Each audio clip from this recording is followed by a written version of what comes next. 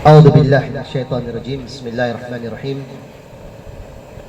Alhamdulillahi wassalatu wassalamu ala asyrafil anbiya'i wal mursalin nabiyyina Muhammadin wa ala alihi wa sahbihi wa sallam. Papuri at pasasalamat ay natatangi lamang sa Allah subhanahu wa ta'ala, Panginoon ng sanlibutan. Naway ang kanyang habag, kapayapaan at pagpapala ay mapasa kanyang uling propeta na si Propeta Muhammad sallallahu alaihi wasallam, sa kanyang kasamahan, sa kanyang pamilya, hanggang sa sino man tumakas sa tuwing na landas hanggang sa uling araw. Sa gabi na ito ay isang paksang tatalakayin na pinamagatang utruk atran kablar rahil, o mag-iwan ka ng bakas bago ang paglisan. Mag-iwan ng bakas bago ang paglisan.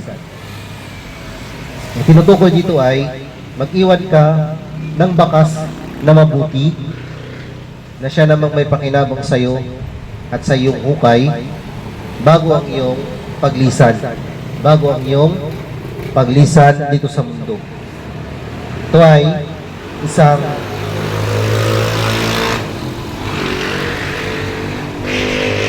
ay isang salaysay na nangangahulugan ng pag-iwan ng gawaing mabuti na siya namang babaunin natin para sa pagtungo natin sa Allah subhanahu wa ta'ala.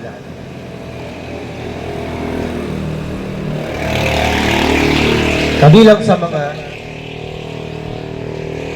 may tuturing na malaking biyaya na ipinagkakaloob ng Allah subhanahu wa ta'ala sa kanyang mga alipin ay yaong gabayan siya ng Allah na makapag-iwan ng isang bakas na mabuti mula sa kanyang mga gawaing mabuti.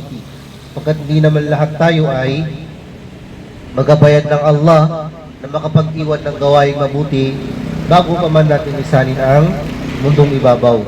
Tunay na pinagpala ng Allah subhanahu wa ta'ala ang mga alipin o ang piling kanyang mga alipin na linisan nilang mundo habang binabanggit ang kanilang pangalan ng mabuti, o habang kinikilala sila ng mga alipin ng Allah subhanahu wa ta'ala sa kalupaan bilang mga ehemplong mabuti, at hindi sila binabanggit bilang babala sa mga taong sumusuway sa Allah, at hindi sila binabanggit bilang paglalarawan sa mga taong hindi mabuti ang kanilang pinamuhay dito sa mundong ibabaw. Kabilang ito sa mga dahilan kung bakit minsan ay pumanaw na si Pulan ay patuloy pa rin siyang ipinapanalangin. May narinig na ba tayong tao na tuwing nababanggit ang kanyang pangalan ay binabanggit natin pagkatapos ng kanyang pangalan ay kahabagan nawa siya ng Allah? Diba? Hindi natin babanggitin ito kung ang taong yun ay nag-iwan ng hindi maganda ng siya ay nabubuhay. Binabanggit natin yun, si Pulan na yumao na kahabagan nawa siya ng Allah at ang kanyang pamilya dahil sa kabutihang kanyang iniwan, bakas na mabuti na kanyang iniwan, na hanggang sa ngayon ay nakikita ng ating mga mata o nakikita ng mga tao sa kanilang sarili. Ito ay isang mabuting paglalarawan sa isang taong lumisan na sa mundong ibabaw na ang kanyang kabutihan ay hindi pa rin naglalaho. Naglaho na si Pulan at nananatili ang kanyang kabutihan ay mabuti sa mga tao. Kaya may kasabihan ng mga Arab, kad mata qaumun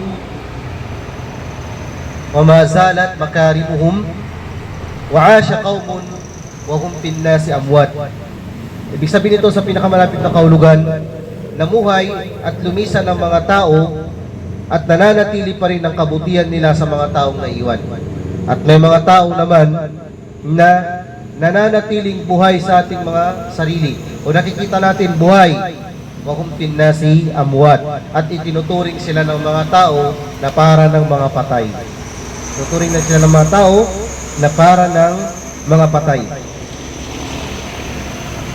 Walang pag-alinlangan na ang kabutihan, kapag ito ay nag-i-extend hindi lang sa atin, pagkus pati ang iba ay nakikinabang, ito ay may tuturing na isang malaking reward, isang malaking gantimpala na ang kabutihan ay hindi lang para sa bilang na pangkat ng mga tao. Halimbawa, nagtanim ka ng punong kahoy, kumakain dito ang tao, kumakain dito ang hayop, sumisilong dito ang tao, sumisilong dito ang hayop. Napapakinabangan ito ng tao, napapakinabangan ito ng hayop. Kahit na yung tao na to ay wala na, ang pakinabang at kabutihan ay hindi lang para sa kanya. Hindi lang para sa kanya na nagtanim na nakinabang ng kanyang lilim, ng kanyang kahoy, ng kanyang bunga, dito sa punong itinanim niya. Bagkus nakinabang dito ang bukod sa kanya at nananatiling pakinabang na nagdadagdag sa kabutihan ng kanyang mga gawa. At ito ay marami sa kasaysayan ng mga Muslim.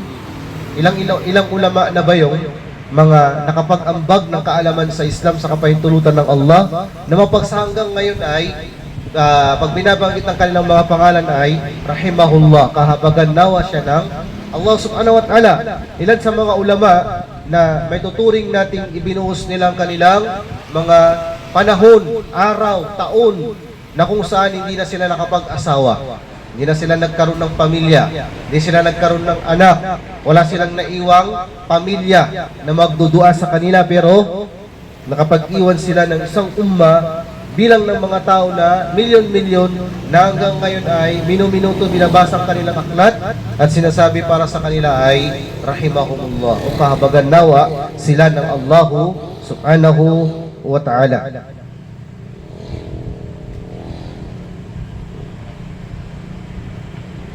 Ito ay isang mabuting gawain na kung saan ang isang alipin ng Allah subhanahu wa ta'ala ay gumagawa ng gawaing patago para sa Allah subhanahu wa ta'ala at ang pakinabang nito ay hanggang sa siya ay makarating sa kanyang hulingan tungon sa mundong ibabaw ay patuloy pa rin nagtatala ang kanyang mga kabutihang nagawa sa talaan ng kanyang mga gawa na siya namang dumadagdag sa bawat sandali na napapakinabangan ang kanyang mga mabubuting gawa. Alam natin na isa sa mga ipinamalita sa atin ng Propeta Muhammad sallallahu alaihi wasallam na kapag namatay ang isang alipin ng Allah subhanahu wa ta'ala, tapos na lahat ng kanyang mga gawa. Hindi na siya makakapagdikir, hindi na siya makakapagsala, hindi na siya makakapag-ayuno, hindi na siya makakapagbasa ng Quran, hindi na siya makakagawa ng kahit anumang uri ng gawaing dadagdag sa kanyang mga mabubuting gawa. Sabihin, tapos na yon.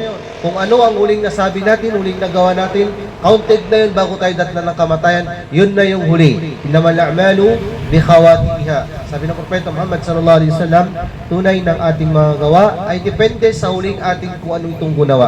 Kung ano ating huling ginawa. Kung huling ginawa natin shirk, namatay tayong musyrik.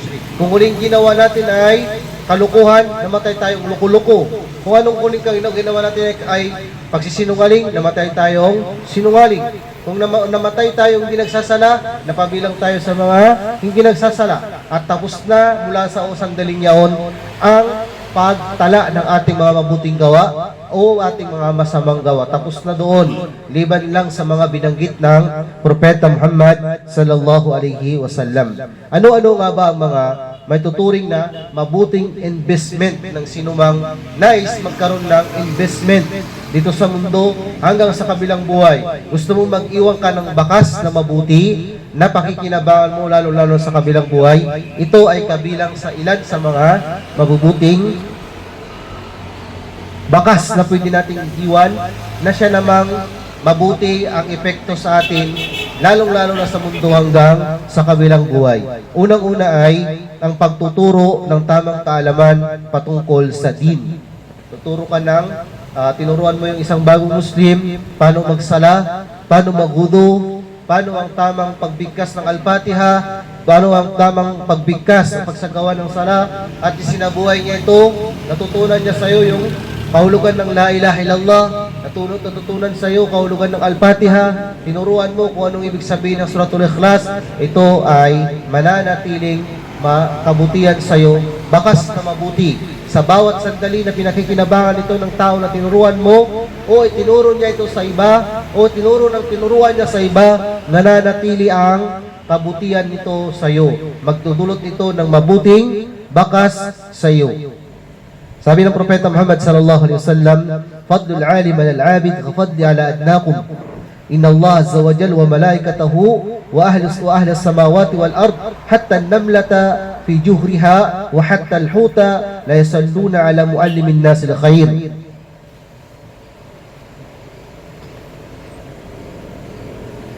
Sabi ng Propeta Muhammad sallallahu alaihi wasallam, ang kainaman ng isang taong may alam kumpara sa isang taong palasamba ay kasing inam po sa inyo.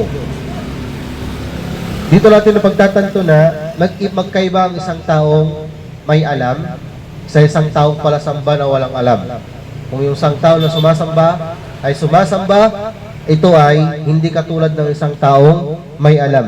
Inna Allah azza wa jalla wa malaikatahu wa ahli as-samawati wal ard hatta an-namlata fi jawriha wa hatta al-huta la yusalluna ala muallimin nas al-khair. Sabi ng Propeta Muhammad sallallahu alaihi wasallam, tunay na si Allah subhanahu wa ta'ala, pati ang kanyang mga malaika, ang kanyang mga anghel, at ang mga nilikha ng Allah subhanahu wa ta'ala na nasa kalangitan, at ang mga nilikha ng Allah subhanahu wa ta'ala na nasa kalupaan, hanggat pati ang mga langgam sa kanilang mga tinitirahan, at pati ang mga isda o ang isda sa kailaliman ng karagatan, la yusalluna ala muallimin nas al-khair. Pumupuri sila sa Allah subhanahu wa ta'ala para sa taong nagtuturo ng kabutihan. Tuturo ka ng kabutihan, lahat ng nilikha ng Allah subhanahu wa ta'ala ay binabanggit ka sa Allah subhanahu wa ta'ala. Pinupuri ka sa Allah subhanahu wa ta'ala. Kabutihan ng isang taong nagtuturo ng mabuti. Hindi lang naman yung alim yung nagtuturo ng mabuti, bagkus lahat ng nagtuturo ng mabuti. Alam mo, alimin nasil khair, nagtuturo sa mga tao ng kanilang kabutihan. Nagturo ka ng ganito patungkol sa Islam, kabilang ka rito sa binabanggit ng Propeta Muhammad sallallahu alaihi wasallam. Sila yung mga tao na naggugol ng kanilang oras at sandali upang turuan ng makakabuti ang mga tao, lalo na sa paggunawa sa kanilang relihiyon. At ito ay mayroong mabuting bakas sa buhay ng isang tao hanggang sa kanyang pagpanaw. Kaya't ang isang Muslim ay magmadali na magturo sa kanyang kapwa Muslim sa pangkalahatan ng makakakinabang sa kanila dito sa Islam. Turuan mo yung isang tao na kumakain ng kaliwa, na kumain sa pamamagitan ng kanan, isang mabuti yun. Sabihin mo na, pag siya ay kakain, sabihin mo na, magbismillah. Pag natapos, sabihin niyang alhamdulillah. Turuan mo magsala. Turuan mo yung lahat ng mga kabuti na binanggit sa Islam. Meron kang mabuti na katumbas sa kabutihang ginagawa niya. May reward ka din every time na ginagawa niya yun. May reward ka din every time na tinuturo niya yun sa iba. May reward ka every time na may natuto sa kaalaman mo na tinuro mo sa iba, kahit hindi mo ito namamalayan.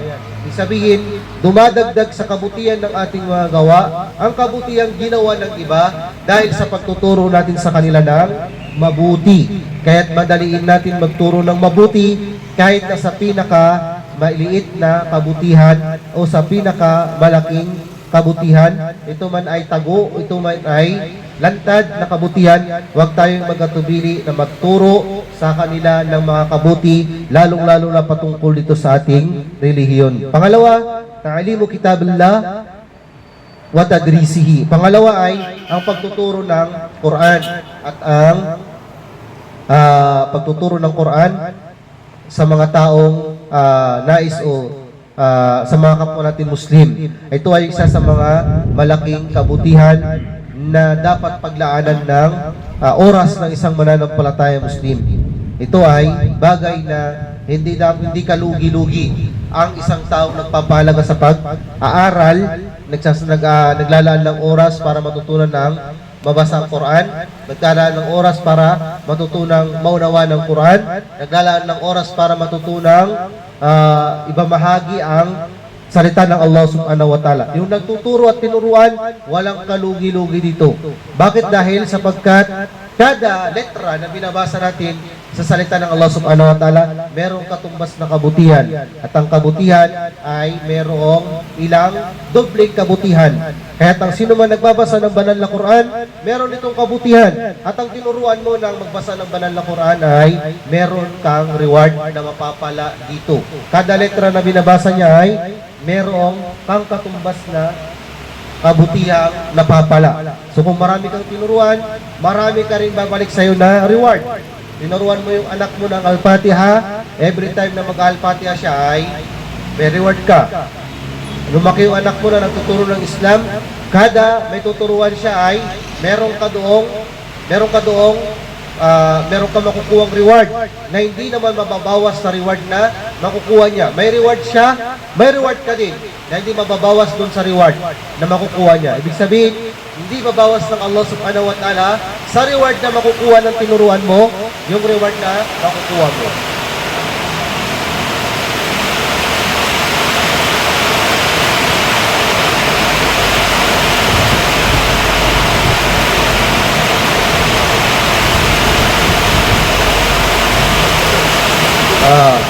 Malakas ulan.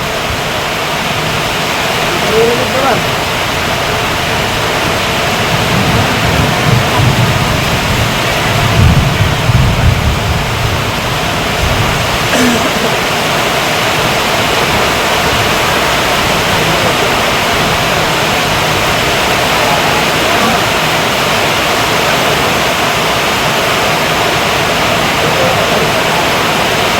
Galing lang yan, malakas. Pansamantala po minto kasi ang lakas po na ako nandito sa VIP Center. Ano po? So, habang hinihintay po ang ulan na magkalma. Kasi po,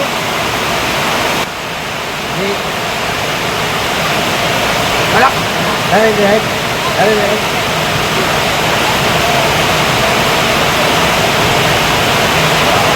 Hey, go.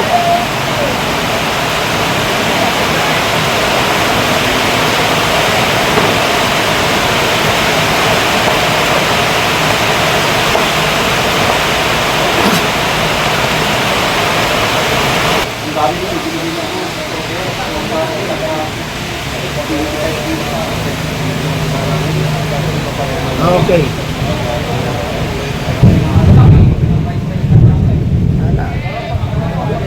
Okay, balik na tayo.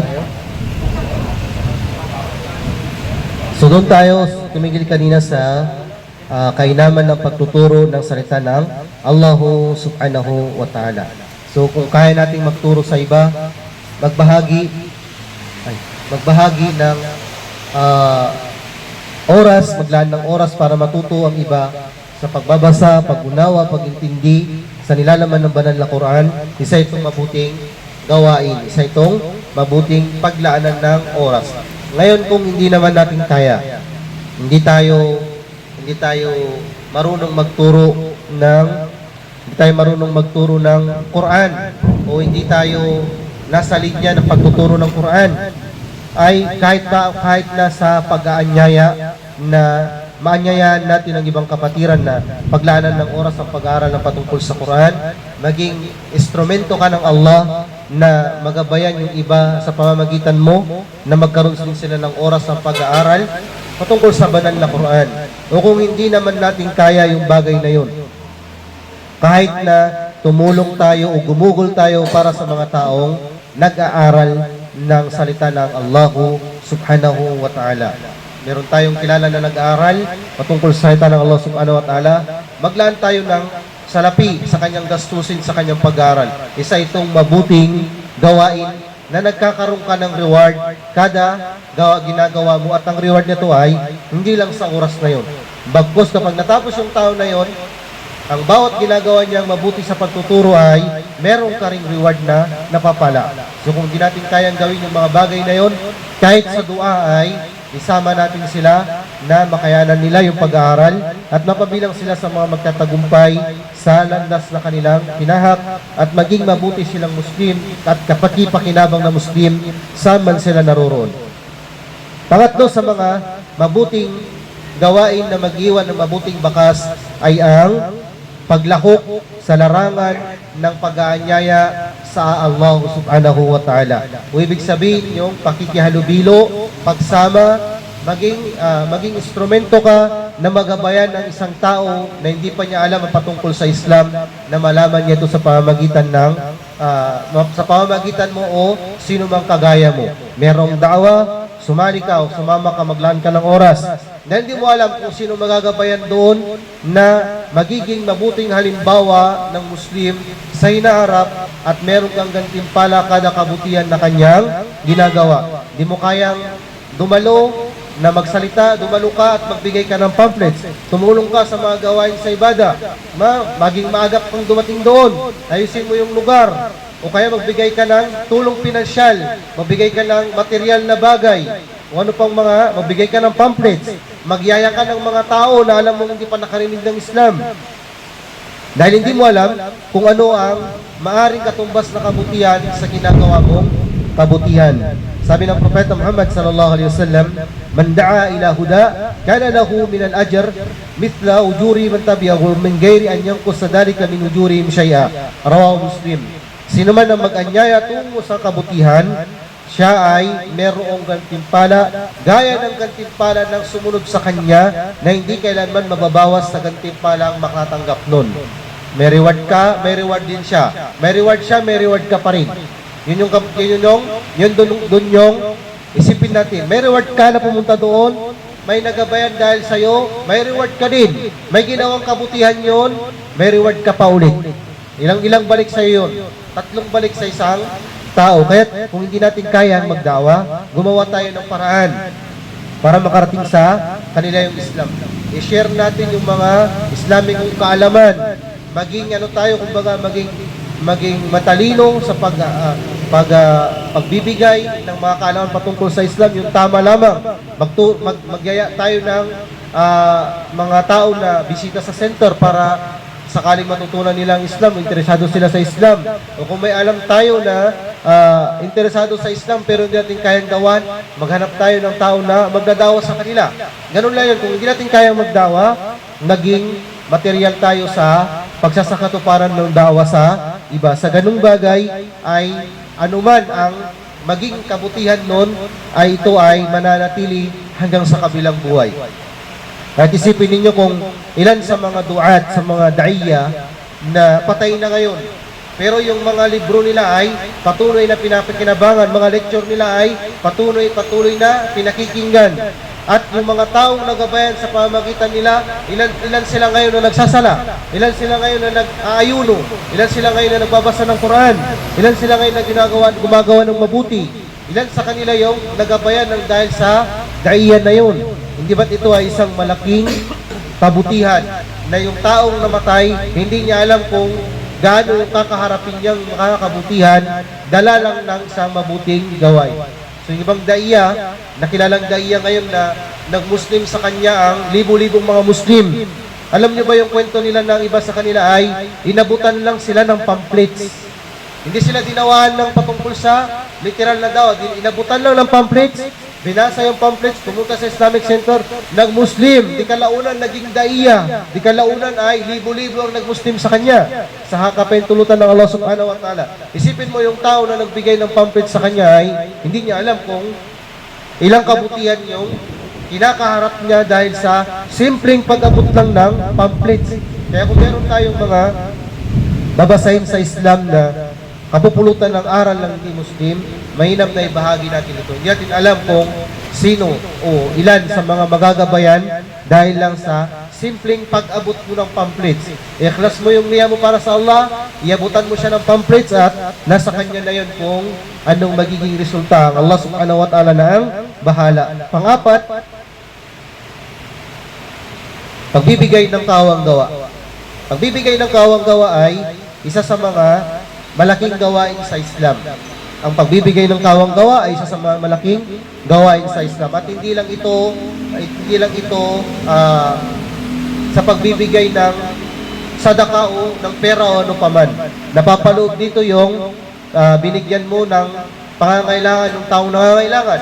Binigyan mo yung tao ng mga pangangailangan na ang Allah subhanahu wa ta'ala lang ang nakakaalam. Hindi nila sinasabi sa kanilang mga sarili o hindi nila sinasabi sa iba kung anong pangangailangan nila. Pero tinugunan mo yun.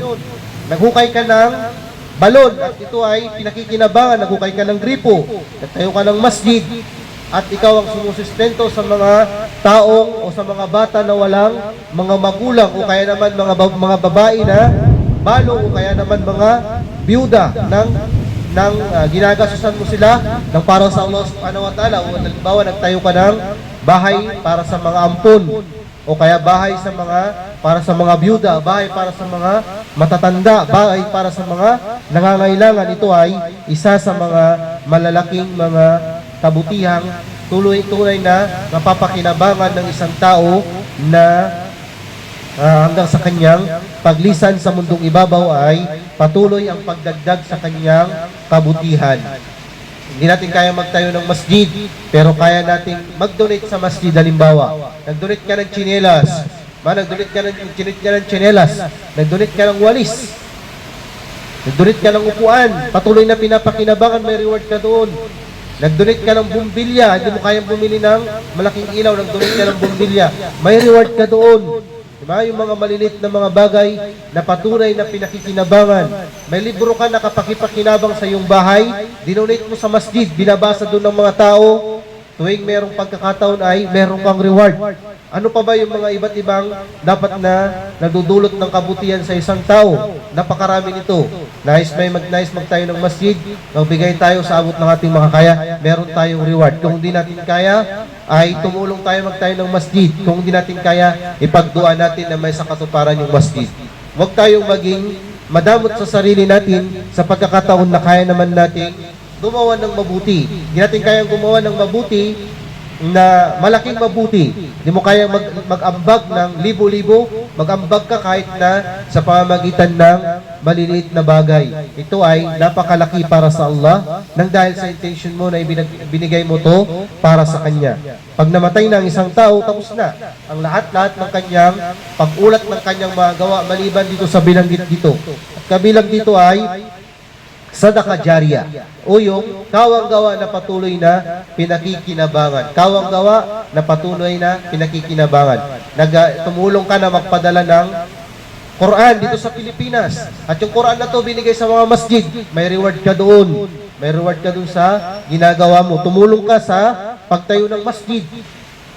May reward ka doon. Kahit na sabihin mo na kumikita ka katumbas ng sweldo na ginagawa mo ay may reward ka pa rin sa Allah subhanahu wa ta'ala. Kaya dapat yung intention natin ay gawin natin itong prioritize unang-una sa Allah subhanahu wa ta'ala, ay sunod natin yung pangangailangan natin bilang tao. Sapagkat ito ay kasama sa pang-araw-araw na pamumuhay ng isang tao, yung makasurvive siya sa pang-araw-araw na ibinigay sa kanya ng Allah subhanahu wa ta'ala. At sa pamamagitan nito, ipinapadaan ng Allah subhanahu wa ta'ala ang sustento niya sa atin.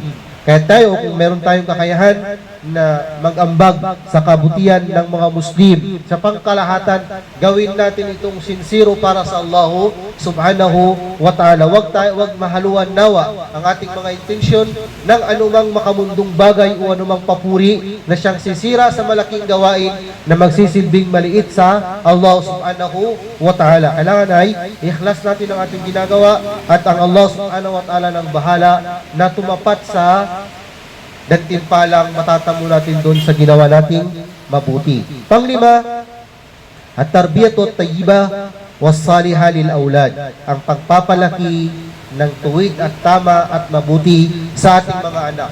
Sa ating mga anak. Alam naman natin na kabilang sa pagsubok ng tao sa kanyang buhay dito sa mundong ibabaw, kanyang asawa, kanyang anak, kanyang pamumuhay dito sa mundong ibabaw, ang kanyang trabaho, ang lahat-lahat ng ito ay pagsubok. At isa sa malaking pagsubok ay ang anak. Ang anak ang isa sa mga malaking pagsubok. Kahit kung ang isang tao ay naglalaan ng sandali oras para ituwid ang kanyang anak sa pinakamainam na pagtutuwid, ito ay pinakamainam na halimbawa ng pag-iiwan ng bakas na mabuti dito sa mundong ibabaw. Dahil hindi biro ang pagpapalaki ng anak at ang pagwawasto ng anak sa tamang pag-uugali ay hindi rin biro. Kailangan mong gumawa ng paraan at ipagduwa mo sa Allah subhanahu wa ta'ala ang anak mo na maging matuwid. Dahil hindi sapat na ikaw ang gagawa lamang ng gawain pagtutuwid sa Kanya, kailangan ipagduwa mo rin. Gumawa ka ng paraan, ipagduwa mo, gumawa ka ng paraan, ipagduwa mo. Ang Allah subhanahu wa ta'ala ang nagtutuwid ng puso at isipan ng Kanyang mga nilikha, at hihingi tayo ng tulong sa Allah subhanahu wa ta'ala.